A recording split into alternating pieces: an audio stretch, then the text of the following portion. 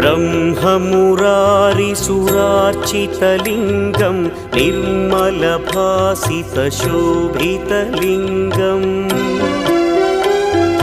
जन्मजदुःखविनाशकलिङ्गं तत्प्रणमामि सदा शिवलिङ्गम् देवमुनिप्रवरार्चितलिङ्गं कामदहन करुणाकरलिङ्गम्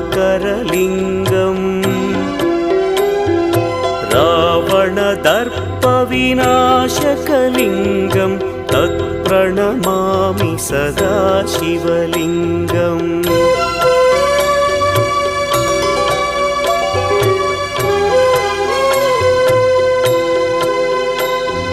सर्वसुगन्धसुलेपितलिङ्गं